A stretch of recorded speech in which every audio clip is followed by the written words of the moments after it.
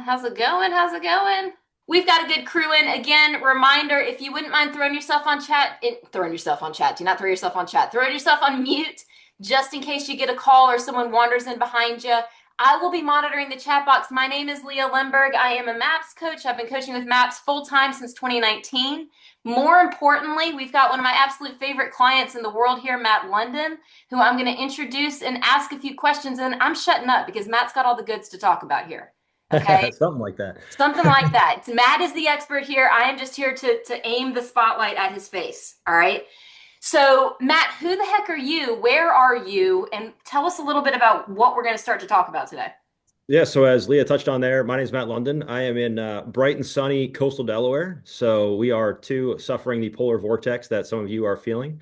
Today we're going to be talking about some video content, YouTube, and how it kind of changed my business, kind of revolutionized a lot of things for me.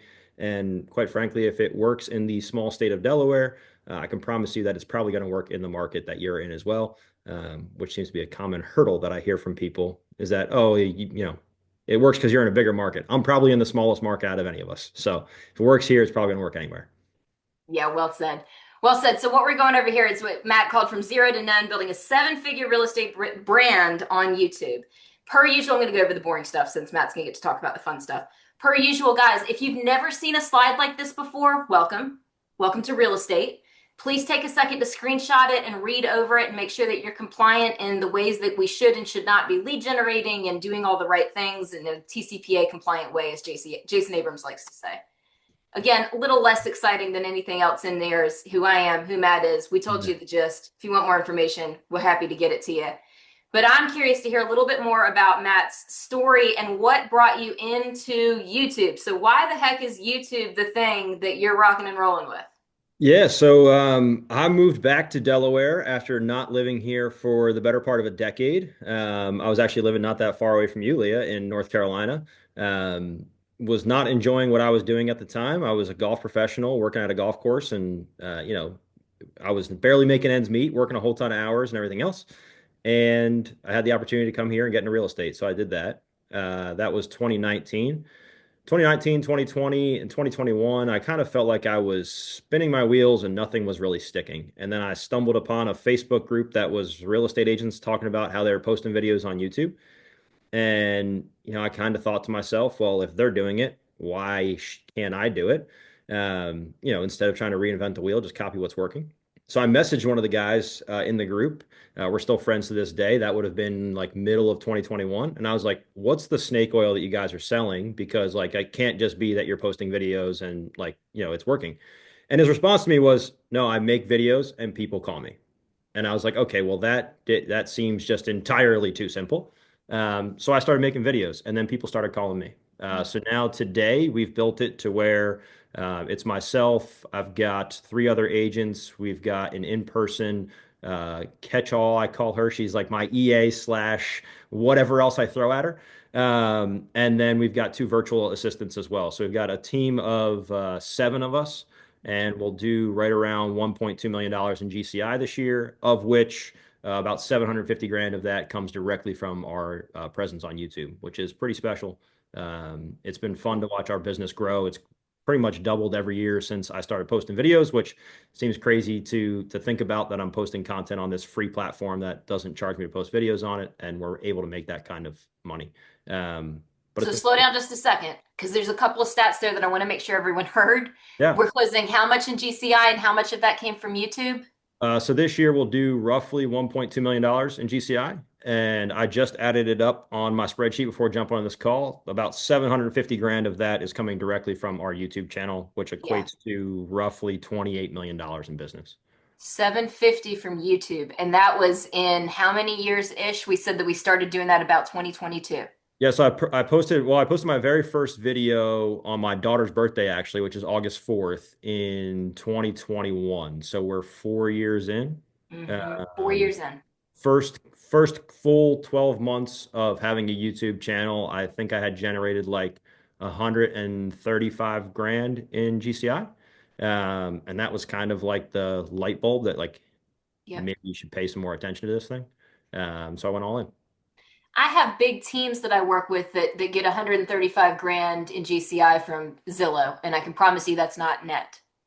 Yeah, I think they probably pay Zillow 135 Yeah, grand that to get too. those leads. Yeah. That too, right?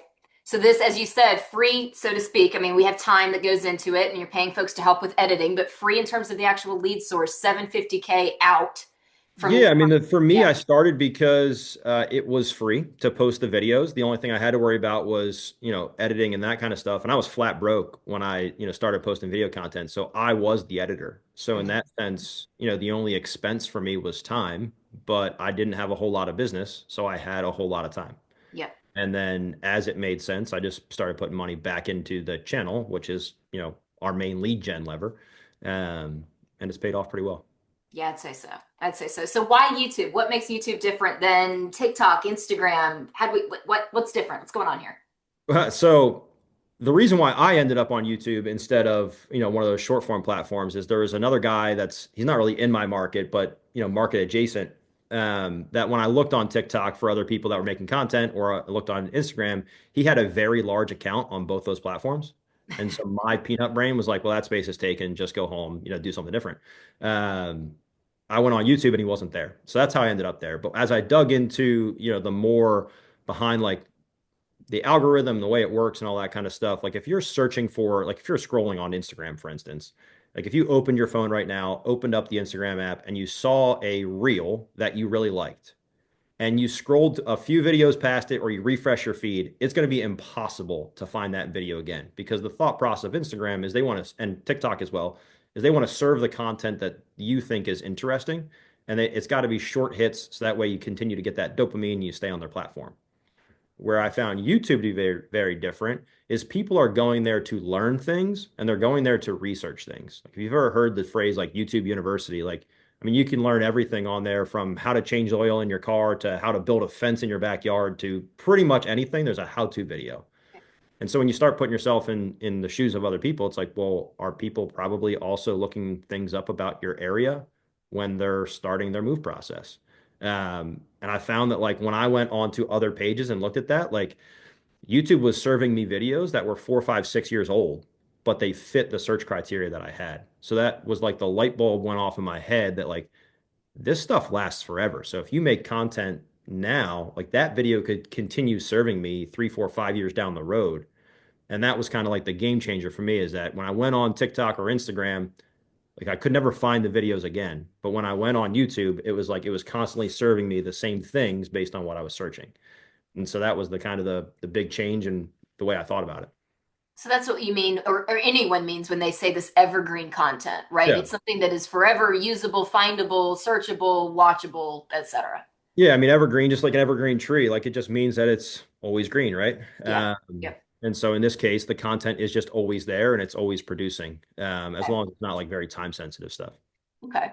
So then you get your channel up and running. Talk to us a little bit about the strategy that you have found that works. Yeah, so a lot of that, I didn't really overthink it. If you go back, I've never deleted a video off YouTube. So if you go back to my first ones, you can tell how terrible they are. But I just talked about things that I thought people would want to know about the area. Now, I did use some tools to figure out some of those things. Like if you go on Google and just start typing your city name, like it's going to give you a list of video or a list of other things people search for. You can use those as video topics. But for me, it was pretty much my thought process when I was starting my channel and when I was building out who I wanted to talk to was that everybody else in my market, I'm in a very small market, but there's a lot of licensed real estate agents in my market. So for me, it was like, man, every person I look around and see, they've got this book of business because they know so many people in the market. I just moved back here. So I need to find people that hadn't been in contact with an agent yet. So that was probably people that were looking to relocate here. Um, when I took it a step further, our area is very well known, I guess you could say, for retirees and moving here for retirement for tax advantage purposes and everything else. So I just kind of put the retiree at the forefront of who I was making content for, but it became a lot of stuff of like living in and then just name the city. So like for me, it was living in Rehoboth Beach, living in Lewis, Delaware, living in, those kind of places. And then it was the cost of living as well. Now, the cost of living of two towns that are directly next to each other are probably pretty similar, with the exception of maybe real estate prices being the only factor that changes. But people are going to look at one video versus the other just because it's got a certain city on it. So I was remaking a lot of the same content over and over again at the start. And it was all that relocation content. Some of it was like pros and cons of living in this city. And then the next video I put out would be like reasons not to move to that same city. And it's just the exact same content you put in the pros and cons video, but it's only the cons. Now, I will tell you that negative content typically performs much better than anything positive because people love to be miserable. Do not do not only post negative content though, because then you will join the masses of being miserable, and nobody wants to be that. Philosophy with Matt. I like this. Exactly. And then for me, like again, I was broke at the start. So I didn't have a lot of fancy equipment or anything. Like we all carry these supercomputers around in our pockets that we can film on. That's what I used to film for probably the first year and a half. And then I started investing more into my channel because it was paying off. But I had my phone and like a ring light to start with. And then, I slowly added in some additional pieces. A phone and a ring light. I mean, my goodness, a ring light costs what, 25 bucks? And we all have a phone because we're all realtors and God knows we all have a phone attached to our hip. Yeah, and I mean they shoot like some commercials and stuff on phones these days, so like the Yeah. cameras are good. Like if Yep. it can shoot a commercial, I'm pretty sure they can shoot you talking in the studio. It's a great point. That's a great point. Okay, so don't overthink it. Just start making the content that people are Googling about already.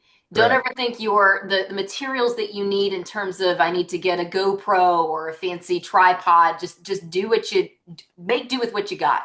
Yeah, and some of us like, my better half took a photography course in high school. So like she had a fancier camera that I eventually switched to. I had no clue how to use it, but it's not like I went out and bought it. And it was like 15 years old. So it's not like it was anything like, special at the time.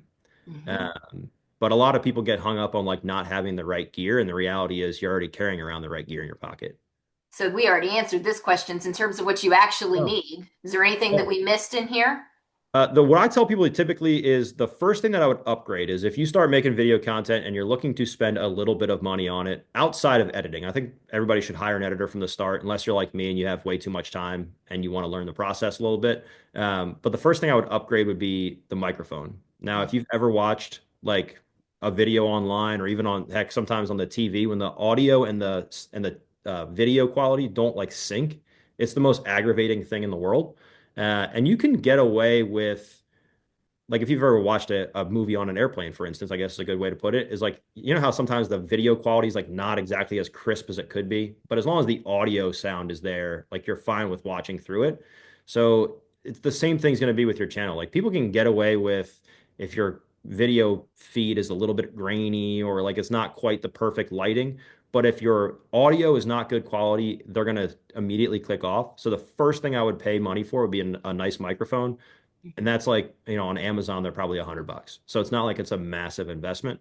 And then editors, you can find those through Fiverr, Upwork, all that kind of stuff. I would interview a couple and just ask them to send you samples of what they've done, and you can pick one that matches kind of your style.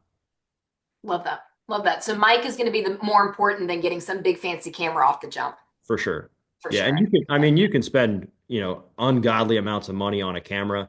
Um, Again, we all carry around phones in our pockets, and as long as you have something to prop the phone up against and Yeah. you've got a Yeah. decent microphone, the quality's gonna be good enough.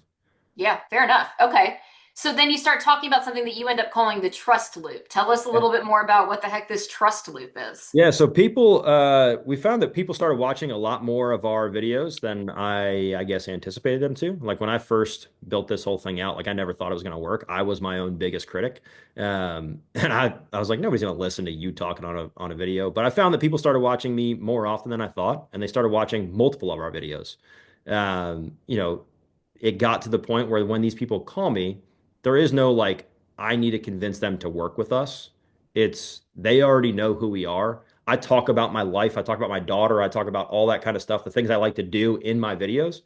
So like I'll have somebody call me and be like, "Hey, I know you've got your daughter, so you probably need to pick, her up from the bus in a little bit. So I'm not going to take up too much of your time." I'm like, "That is the creepiest thing ever because I have no idea who you are." So like the fact that I have, but I realize I mentioned it all in my content. And so now for them, like they already know me. The only thing that I need to do with them is figure out what they're looking for and is it something that we have or is it a need that we can fill? So we don't have the conversation where, and the change with the buyer agency stuff, because most of our leads have been buyers. a lot of people were kind of nervous about like, oh, well, how do I portray my value? How do I, get these people to sign this agreement with me where they're agreeing that I make X amount of money? And like for us, it's not even a conversation that's really had. It's like, hey, here's our fee, here's sign here basically, because those people have already gotten so much value from us. Like they think it's unreasonable to call somebody else because like, why would I call somebody that I've never talked to, never heard of, never seen before when Matt has given me free information for 3 years, for 2 years, whatever the length of time they've been watching our content. And it just becomes, a no-brainer for them. And that's such a huge point. It's so funny. Another client of mine that also utilizes YouTube mentioned that the number one type of person that came to her pie giveaway event this last couple weeks were her YouTube people. Yeah, Because they were so deeply connected with her for so long, they absolutely wanted to come see her again a couple years later, right? for sure. Yeah. And Yeah. we'd also been, sorry, go ahead. You got it. Go for it. I was just going to say, you and I have also been laughing here recently with the newer agent additions to your team, which, by the way, those agents that he mentioned, two of the three of them are brand new to the team. We've been Brand new to laughing the about industry. how, yeah, and brand new to the industry. And we've been laughing about how we've been teaching them that they don't have to like tiptoe into these conversations with these leads, that they need to adopt the Matt London confidence of, no, no, no, they're already our clients. We just need to get them to sign the paperwork to be able to move forward because they are already your clients. They're sold. They're done. Yeah, so I mean, and touch on that too. Like, a lot of the mentality from some people that are on teams. I don't know the makeup of the people that are on this call, but the people that are on teams sometimes that you need to explain yourself Mhm. of like who you are, and that's what Leah's referencing is like. When I was looking back at some of the conversations that our agents were having with the clients, it was always like, oh, hello, by the way, my name is so and so. I'm with, Matt. I work on Matt's team. And it was like this whole big, long, drawn out of trying to explain like why this person should work with them. And I was like, you don't need to explain that because they've already committed to working with us just by reaching out. They don't necessarily think that they're getting 100%. Now, there are some people that say, hey, I'm only working with Matt or I'm not doing it, which is like, that's got to be a conversation you got to have. But for a lot of these people, they just want somebody that has close proximity to you if you're the team leader or whatever it is. And so we switched a lot of that dialogue, and it's paid off. It's made of, yeah, we're getting that higher conversion ratio like you were getting. Out of Yeah. curiosity, question from the chat box. When you were making your videos early on and now, how were people able to get in touch with you? Where were you putting your contact information? What does that look like? Yeah, so I operate out of a very scarcity mindset a lot of times. I think it's partly of how I grew up and the early stages of my careers. Um, so I never wanted somebody to feel like they couldn't find my contact information. So for those people, I would always put my phone number, email address. It was either on the screen or in the description. And then I actually created Google Forms that I haven't changed them since the first day I created them. There's probably some stuff that's outdated on there, but it says like in the description of the videos, it just says if you're looking to buy a home, click here. If you're looking to sell a home, click here. And it takes them to a very generic form, asks them like name, phone number, email address, timeline. For buyers, it asks if they've been pre-approved. Um, are you paying cash? All that kind of stuff. And Mhm. but it's only like 8 questions long because I never wanted it to feel like it was a burden to fill it out. Now, the thing with content is that people can watch it at any hour of the day. So when somebody was watching it either in a different time zone or, somebody couldn't sleep at night, so they're up at 2:30 in the morning on YouTube, I didn't want them calling me at 2:30 in the morning. So that's why I gave them multiple avenues. And I also realized that people prefer different communication styles. So for me, I gave them every option to select from, and I would just meet them wherever they were, whether that was text message, phone call, email, because I never wanted the communication style to be the reason why they didn't reach out. Got it. So multiple ways to communicate with you, so that they both have the option to choose the one that they like, and that way they're not slipping through the cracks. Okay. Correct. And the one important note I would make is if you're planning on going down the route of creating content, if you either have a CRM that can do it or if you need to get a Google line or something, I would get a dedicated phone number and email address just for that and treat it like a lead source because I did not do that. And I put my personal phone number and my personal email Yeah. address on there. And it was a big mistake about a year and a half in when I couldn't keep up with all the stuff that was coming into my personal phone. So. We're still working through some of that, which it's a good problem to have, right? Great In a problem to lot of have. ways. Yeah, And we're great problem to still have. working through some of that detangling of why does it feel like I'm always drowning in leads? For Good sure. problem to have. We need to continue to work through that. A couple more questions from the chat box just to make sure I'm getting to these too, because they seem applicable to what we're talking about. You do long form on YouTube. Do you also do short form on Instagram, TikTok, Facebook, etc.?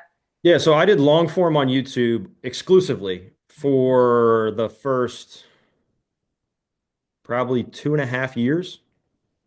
And then I started posting more on like, short form videos on Instagram, TikTok.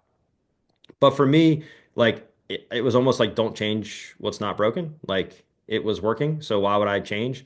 Then once we got a good handle on like our editing team, the rest of our content team, then we started getting more into posting short form content. Now our short form content is very different than our long form content. It's not like just clips of the long form content. Um, it's actual like dedicated for that platform. I think the viewer of an Instagram reel, for instance, is very different than the person that's going on YouTube to learn about what it's like living in a certain town. So we've got a just local page on Instagram. It's called Living in Coastal Delaware. I started about this time last year. We're at like 8,500 followers on there. But it's just area specific information that like even locals could use, whereas our YouTube content is more focused on the person moving here. Mhm, mhm. And just to clarify, there's been a couple questions in the chat box about how are people finding your YouTube? And to clarify, I heard you say earlier and want to make sure that this is correct. They're finding it because they're searching for things organically, naturally, that they would be Correct. naturally searching for about Rehoboth, Delaware. Correct. Yeah, if you make content that people are already searching for, they're going to find your content. Now, Got don't it. get me wrong. When I first started my channel, like if I got like 50 views on a video, like that was massive for me. But I Mhm. celebrated that as a win. I didn't look at other channels that were doing hundreds of thousands of views and be like, "Oh, well, I'm a failure. I quit." Like my thought process was every single video I made was just a new brick in the foundation of this house that I'm building. Mhm. And over time, as I just kept putting in the time, energy, and effort, and over time now it's been pretty lucrative for us. And you mentioned, I'm going to throw, I'm assuming that we don't have any issue with putting your YouTube channel on the screen. Happy to pop that up so that people can see. You mentioned that you looked at other people's content to get ideas about what it is that you should create. Sure And did. so I have folks do this all the time. If you're trying to figure out, like, how do I make something that's going to work? Well, you know that Matt's stuff works. He just told you made 750 GCI this year alone from Yeah. YouTube leads. And the cool thing with this too is that you're not going to, unless you live in Rehoboth, good luck, catching up to him. I say that with love. You're not going to step on his territory because if you live in Burlington, North Carolina, I saw Burlington, whoop whoop, almost near you, right? Like you can create Burlington, North Carolina material that's just like this. What's next? Number one mistake people make when moving to Burlington, North Carolina, and it doesn't. It's all searchable stuff. Do you use hashtags and stuff that's also helping to get people in? What does that look like? So hashtags are kind of dead. In YouTube Studio, you have the ability where you can put in like keywords. I don't know where they go or how they're done. I set my list of keywords up, which is probably like 30 or 40 however many they allow. I use the maximum amount of characters. I set that up like month one of having a channel and it's never changed. So Okay. I don't know how much of an impact it has. It's literally just like the town names that I service and then like moving to that town name, living in that town name. I just typed them all out and made it an upload default. So now anytime a video gets uploaded, it's just Great. wherever it lives. A few small things that I did at the start. Now, I'm sure some of it has some play with like Google is that I always tag the video location as my business location on like Google. That way, if it ever happened to be an off chance that somebody Googled my name, they would be able to find me. Like I didn't want, I guess the reluctance or I didn't want to be a roadblock. I just wanted to kind of all speak together. And again, it's kind of worked out. Okay. Totally makes sense. Now, going back to the shorts versus long term form, apologies, I'm kind of hopping around with the questions here too. Yeah. Majority of your business comes from long form or short form? Long form. Yeah, 100%. Yeah. So our short form content, I've not like our Instagram and TikTok content, I've not pushed to like get business from it. And when I say push to get business, like I've not asked for the business. I've not like gone through and DM'd anybody on there. My entire goal for our Instagram page is more just like brand awareness and just casting a wider net. So that way, when somebody does go to make the decision if they're going to do something or not, our name is kind of top of mind for them. But I branded it differently than our real estate team because there's stuff that real estate agents and real estate teams cannot talk about, Mhm. whereas unlicensed people can talk about a whole lot more, whether it's schools, crime, any of that kind of stuff. So if it's coming from a media company instead of from a real estate team, it opens up the avenues as far as what you can talk about. Be intentional about how you set that up. Matt's not steering you in a direction that's going to cause you to get in any kind of trouble. Be intentional and smart about how you set that up. Be smart about that. If you had started with TikTok or Instagram or who knows what, Vines, right? And you're watching you talk about YouTube, and you're like, dang it, I really should have done YouTube. What would you do? Would you pivot? Would you double down on what you're doing with short form?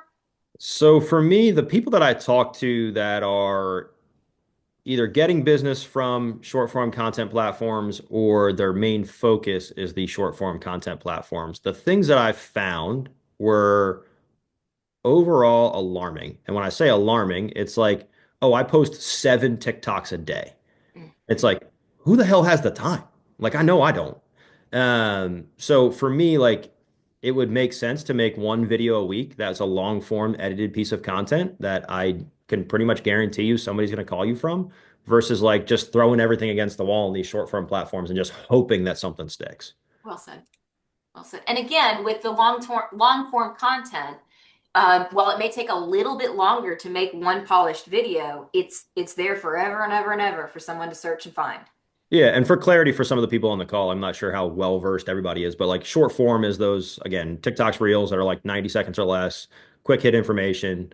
Whereas long form is going to be typically shot in horizontal, which is like the wide way. And it's going to be at least 4 or 5 minutes long. If you really want to get technical, the video should be at least 8 minutes in length.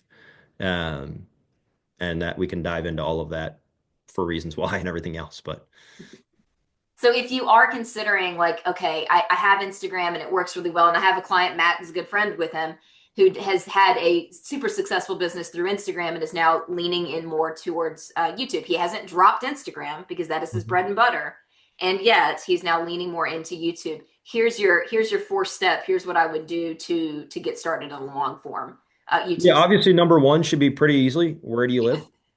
What areas do you work? Make a list of video ideas. Again, I would look at my channel. I'd look at the Ken Pozeks of the world. Sure. Sarah Maslowski in Atlanta is another great channel. Kyle Talbot, he's in Kansas City, another great channel. If you just type in real estate, like a bunch of these people are going to come up at some level. Just look at what they're doing, figure out how you can carve their videos into your market. And then I would film and edit at least 4 of those videos before you post anything. And the only reason why I say that is it's always helpful to have a bank of content than to be scrambling because you leave on family vacation tomorrow, your week got away from you, you don't have content filmed, and it's a 2.5 week vacation, so you're not going to be filming anything then. It's just going to be the with any content, whether it's short form platforms, whether it's YouTube, wherever it is, consistency is like the main metric that you need to follow. And so if you tell me like, hey, it's not working, and I look at your page and you posted one video today, you don't post another one for 7 months, and then you post 3 weeks right back to back, and then you don't post another one for 3 months, it's like that's the reason why you're not seeing success. So if Grey's Anatomy, for instance, which my better half loves watching Grey's Anatomy, if that was now again, this is pre-streaming, we're going to call it because I understand with streaming platforms it's different. But if Grey's Anatomy varied what day and time it was on each and every week, nobody would ever watch it because there was no like I know that Sundays at 8 or 9 o'clock or whatever time it's on now, like she's not reachable. Like it's just she's gonna watch it for that hour. Like it just is what it is. Love that. It's true with YouTube in particular. It is episodic. We are expecting that if someone posts on Wednesdays at 10 a.m. Mountain Time, they are going to post on Wednesdays at 10 a.m. Mountain Time. As someone who watches YouTubers, Yeah, and I go back to the first year that I had my channel. I posted Wednesdays at noon. It was just whenever I hit post the very first video. Um, I didn't miss a Wednesday at noon for like a pretty lengthy amount of time. And the first time I did miss one, it was just because like my computer died as I was uploading or like something funny happened technology wise. And I actually got an email from somebody that had not worked with me, but was like, "Hey, I've been watching your videos every single Wednesday and you didn't post one this Wednesday. I just want to make sure you're okay." And I was like, yeah, I'm good, man. Like my computer died. Like I'm sorry. Like I don't know what to tell you. It'll be up in an hour. But like that just goes to show that like if you build that consistency and that repetition in, that people start to expect it. One last question. I know that we're over time, and then I have absolutely want Matt for you to share how people can find you if they have additional questions. And please don't let it be a personal cell phone number. We already learned that that was a mistake with the leads. If you have a YouTube channel and I didn't get specifics, oh, it's just the name and Keller Williams or the name and the brokerage. Would you rename it if you were going to double down and really make this the focus of like a living in coastal Delaware style YouTube channel? It depends. I don't think name really has a whole lot of weight on it. You know, I look at although he's no longer with KW, I look at the Ken Pozeks of the world who kind of like pioneered the path, and his to this day is still just his name. Mm-hmm. Now, if you want to build an asset that you could one day potentially sell or potentially Right. brand a whole team around or something different, then I would think about making a team, you know, make it a name of something that is in your market. There's not a whole lot of like SEO that's tied to the name itself. But you know, if you're trying to build a brand around it, I would just look at figuring out a name that makes sense for you versus just using your own name. Mm-hmm. Mm-hmm. Yeah, I like the idea of a brand, right? So that way too, if there's other folks that want to contribute at some point, or you're welcoming someone else in, you have that opportunity without it just being the Matt London YouTube page. Yeah, But I don't think to your point, it's not catastrophic if that's the decision that you made to go with your name. for sure. Okay, people need to find you clearly because the chat box is still blowing up and we're over Perfect. time. So where's the best place that people can connect with you? Obviously, we've got your information here, but are you also Yeah. going to be at family reunion? I will be at family reunion. I fly in on Saturday and I'm gone on Thursday, Wednesday, whatever day it ends. Um, that's so far in the future. I can't think about that right now.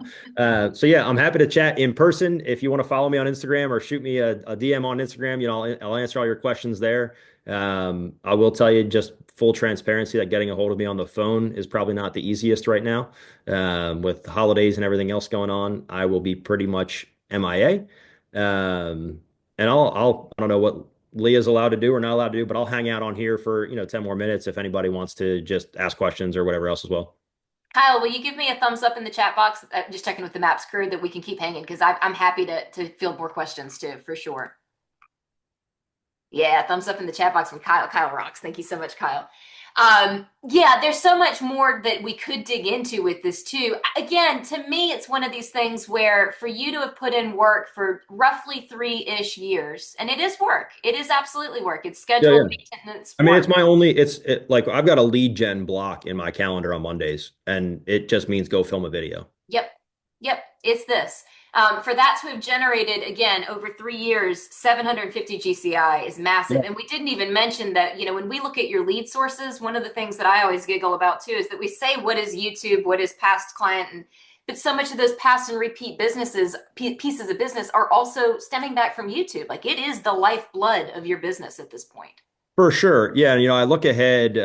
We've giggled a little bit about what 2026 looks like as well. So we're sitting here, it's December 15th. Mhm. Um, Again, I wrote down these numbers. I'm not trying to toot my own horn by any stretch of the imagination. I just want to show you guys what's possible. But so for 2026, again, being December 15th of 2025, for 2026, we've got a total of $11.7 million in volume, which equates to $320,000 in GCI that's already pending and set to close for next year. From what lead All, source? all of those, all 11.7 million came directly from YouTube. Yeah. Yeah. Which is just, I mean, it's wildly exciting. Um, where'd you find your editor? The editor that I use now is a friend of mine. He owns a company. Shout out to Andrew Bayan. If anybody is in the market for an editing team, I think that his team has done a great job for me. They do all of my scripting, all of my research, all of my editing, and all of my posting now. I brought him on this time, actually December 1st of last year. My channel has easily taken off way more than it was before, just by having somebody who's a specialist in the arena, kind of leading the way. What spell his last name for me? Bayon. I thought so, but thought I'd screw it up if I wasn't. And his company is now called Known Local, KNWN Local. KNWN. Whew. Okay. Cool. Um, okay, outstanding. Another question we've got. How important is it to you to make content that you are visibly in, or is the photo sufficient? How does your talk to us about your actual video content itself? I guess it'd be hard for me to make like a 10-minute long video without me being in it. Um, Now I understand where this question is probably, I'm not sure what the question actually was, but I understand where it's probably coming from in the mindset, which is I don't like being on camera, which typically stems down to either I don't like how I look on camera, I don't like how I sound on camera. The bad news about that is the way you look and sound on camera is the way the rest of the world sees you. And so if those people haven't all gone running for the hills because you're so hideous and you sound so terrible, I'm like the majority of people on the internet probably aren't going to be running from the hills either. And there's going to be people that, work with you and don't work with you based on your personality, but that's going to be with any lead source at any time. Like I'm sure there's people that watch my content and they're like, what an idiot that guy is. I wouldn't call him ever, which like is fine. So basically, get your face on camera. Yeah, I don't know how you would do the content without you being on camera. For better or worse too, I will say again, as someone who's consumed a decent amount of content on YouTube, on Instagram, on Twitch, on any, you give me a platform and I've consumed it.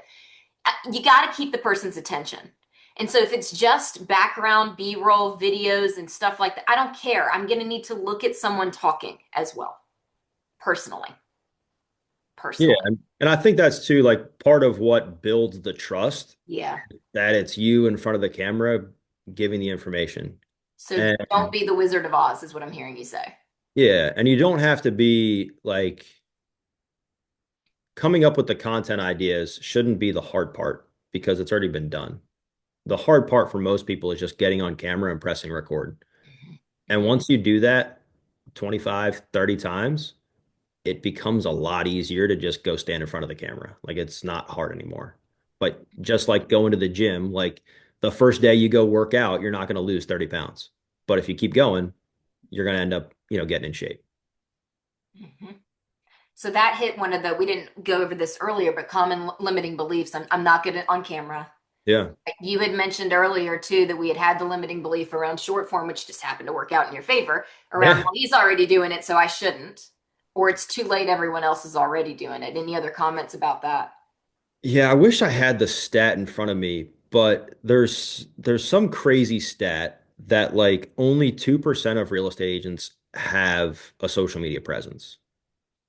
And it's like that sounds preposterous, but it is. Like to think about how many people are out there, even if me and somebody else in my market, because I've got people that have started copying what I'm doing in my own market, like there's going to be people that call that person just based on the way they present the information, and there's going to be people that call me just based on the way that my personality is and the way I talk and everything else. Like I don't have any hate towards that person because they got a lead that I didn't get. Like the likelihood of me aligning with that client and it being a smooth, fun transaction is probably pretty low if our personalities just don't mesh.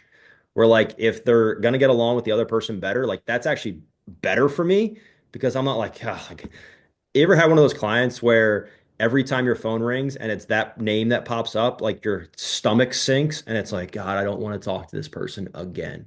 Well, like a lot of that kind of goes away when you start putting your personality on camera because the people that don't jive with it aren't probably calling you that much. Now, don't get me wrong, we get occasional bad clients just like everybody, but the vast majority are like the nicest people in the world that I would do anything for. So it makes business and building a business a lot more fun when those are the people you're interacting with. That's such a great point. Yeah, it weeds out a lot of people.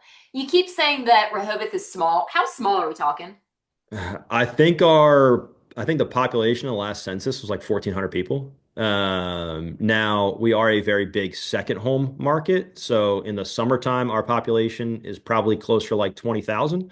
But outside of June, July, and August, it's sleepy. Delaware as a whole, so just to put it into perspective, some of you in the bigger markets, Delaware as an entire state just crossed 1 million people in population last year. How cute. So like, I know some of you have that in your city, which like we don't have. Is there a large city near where you are that you almost thought, gosh, I should really just do living in the whatever suburbs instead of this small town?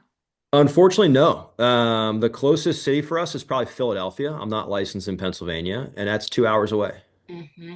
Hmm. Um, my thought was Delaware's going to work, or I'm going to figure something else out. If you did live in a larger metro area and you lived in a particular burb of Yeah. that metro area, would you still go with the smaller your personal burb, or would you go, gosh, well, Fort Lauderdale is an awful lot larger. I should brand this around Fort Lauderdale. Yeah. So I would start with the city that everybody knows first. Okay. Um, I don't know the cities around Fort Lauderdale that well to use that example, but like New York City, for instance, like massive, right? Huge. Millions of people are probably searching for things in New York City. What they're probably not searching is, the smaller submarkets that are around New York City or whatever big city that you're in. So I would start with, a month or 2 months worth of content on that big city, just because that's what people are searching for. That's going to draw the most eyes to your content. And then you could remake all those exact same videos for all of the smaller markets around. And then you become the trust factor because everyone is going to say, like, oh, well, I was looking for a house in Philadelphia, but it turns out that like King of Prussia, I didn't even know it existed until, Leah told me about it in this video. Like, and you become the person that they can trust because you introduced them to that town. So I That's would neat. focus on the main market first and then go to your smaller markets. Okay, great question. And I think you mentioned this earlier, but I don't remember what the answer was. How quickly did you start to see business come in from your videos? Well, I struck gold, I guess you could say. My third video, I got a phone call. Now, it wasn't consistently after that. Mhm. It was probably 5 or 6 months before I started seeing them consistently.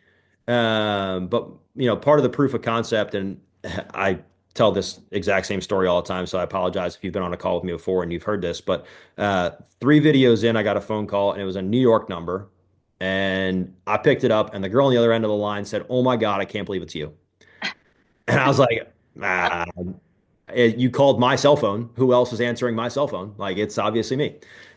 She's like, "Oh my God, I saw your video on YouTube. Like, I thought you had a whole team that'd be answering phones for you and everything else." And I was like, this lady has no clue that I'm flat broke. I got nothing going on. But that just proved to me that like it was working. And Yeah, at that time, I was getting maybe 30 views per video. yeah. So like I was never focused on the views or the subscribers or anything. Like I just wanted my dang phone to ring in the baddest way.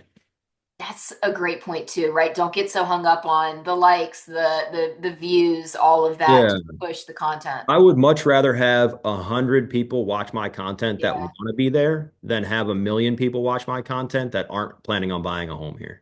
Yep. Yep. Well said. Okay, chat box has gone quiet. Are there other questions? Oh, I see one. Talk again about cross promotion to drive views on YouTube. Don't do it. Post your videos on YouTube and just let them live there. I would not post your videos on any other platform. I would not post a link to your videos on any other platform, especially at the start.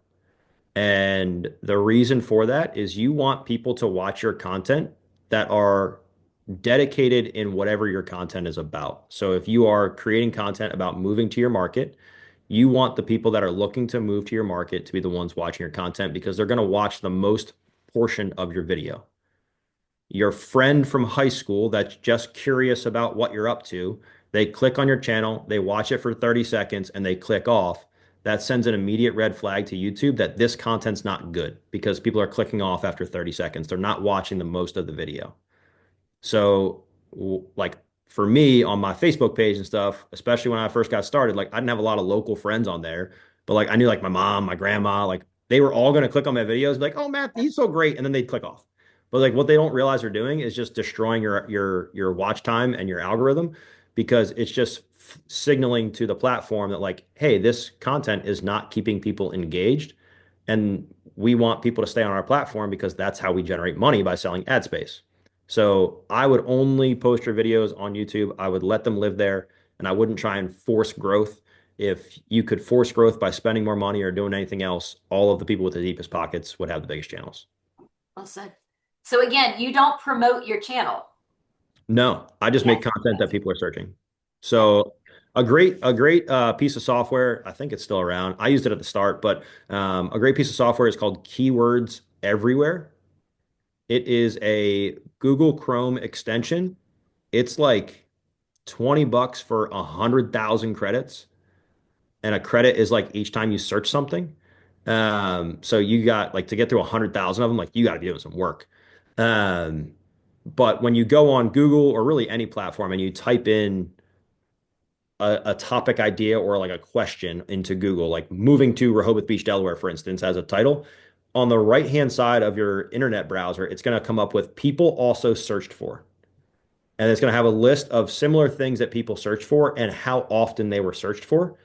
So I would just type in my town name like 4 or 5 different ways, look at the things that people were searching for in high volume, and then just make content about it. Because the reality is there's probably 15 to 20 blogs. If you're in a bigger market, there's probably even more than that, like blogs about whatever that topic is. However, blogs don't really have the same like trust level as video content does. So if you're the person that's putting it into video, you're going to be the immediate trust winner out of anybody else in your market. How many of your videos have been a total whiff that have just no one has given a crap about? I guess it depends on what you consider a whiff and when. And the reason why I say that is every time you post a new video, YouTube ranks that video 1 through 10 based on where the views are out of your last 10 videos. So like the last 10 of 10 video that I had was not that long ago. But it's still a couple hundred views just because we've gotten to the point now where most of our videos are getting at least 1,000 views. Um, as far as like no views, I couldn't tell you the last time. It's been a while. Um, at the start, you're going to have some pretty low viewed videos, but you kind of, again, as long as you go with the right mindset that like it's not going to be a home run, like it doesn't affect you. Um, but yeah, I couldn't tell you the last time it was like a true total flop. It is funny, content's funny though. Like the videos that you think are like, this is going to be the best video that I ever put out, it's going to like barely get anything. And then the ones where you're like, nobody wants to watch this, and it's going to like shoot off the charts for some reason. It doesn't make sense. Have you changed your content style at all from what you've been preaching here in terms of do it that are about things that are searchable? Have you done anything where it's listen to this crazy client story or something along those lines? I don't really like to like mention too much about clients in it because a lot of our clients find us through YouTube. And so I would never set out to like make a video about a crazy client and then that crazy client watches our content and they're like, dude, like that's about me. Or, you know, some of the funniest stuff that I've done is like people talk about traffic in our area a lot. So like I suction cupped the GoPro camera to my windshield and I just went and sat in traffic one day. The video is like I think 38 or 43 minutes long. And when you go onto the back end of YouTube, you can look at like how long people view the videos, whatever. And people watch like 97% of that video, which is 40 minutes of me sitting in traffic. I And love so it. like those are the funny ones where like you don't expect it to be anything and it takes off. Um, but yeah, I think otherwise just get in the habit of just doing it. Okay, couple more, and then we're gonna call the questions. Every time it gets All right. quiet, and a whole crapload of them comes in. This is great. How did you start with your thumbnails and the sensational captions? If we look back at these, we've got like a very Mr. Beast style Yeah, of so if thumbnails and you captions. actually go on there, if you hit videos Hmm. and then go to oldest. Yep. So like you can tell from the start that like not a whole lot has changed. So that first one's 4 years ago and it's got 30K views. Yeah. Um I when I looked at like what other people were doing on YouTube, they all kind of had the same look to them. So some of these first ones I don't think are the best. Now if you hit like popular on there, it should come up with a whole crop of them. So like that Ryan Holmes one, that's 2 or 3 years ago. People just know about Ryan Holmes, right? They're probably building in your market as well. But what I found was that you don't want more than 3, maybe 4 words on the actual thumbnail itself. And the reason why is if you open the YouTube app on your phone, those get really difficult to read when they're that small. Um, and then I read something from, I forget who it was, but they said that the thumbnail should be the reason why somebody stops scrolling. So it should grab their attention. And then your title of your video should read almost like a newspaper headline because they're going to stop scrolling when they see the thumbnail and then they're going to read the title to see if it's something that interests them. And then that's when they're going to click on the video.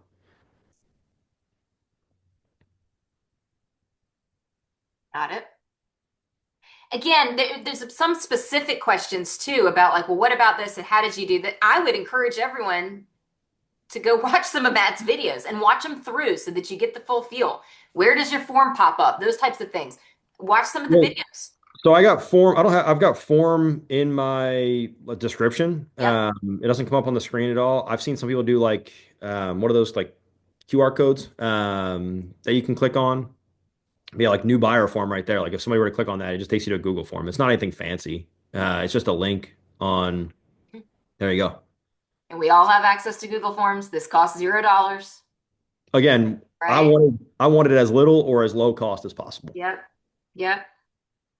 Oh goodness, this is a good one. I know platforms like Instagram and TikTok have content metrics to meet. Is it the same with YouTube and how do you find these? Do you have a certain number of subscribers to have access to various reports? Like how do you unlock stuff within YouTube? Um, so there is, at least there was. They've changed a lot of the stuff since I've earned it 3 years ago. There was something that like when you got 1,000 subscribers, I think it was, you could create a custom URL. So like if you want to do like YouTube slash your name or whatever it was, I think you had to have 1,000 subscribers for that. Now a lot of those items have since changed because channels started growing rapidly with YouTube Shorts, which is basically like TikTok Reels. So they had to do a bunch of different stuff with their metrics. Um, I would say the single most important metric on, well, the two most important metrics on YouTube are one, consistency, just posting every single week, and two, video length. Uh, it's going to sound crazy when I say this, but each one of your videos should be at least 8 minutes in length. Now, if the content that you're talking about does not warrant talking for 8 minutes, don't try and just fill it with junk to get it to 8 minutes because people are going to click off the video.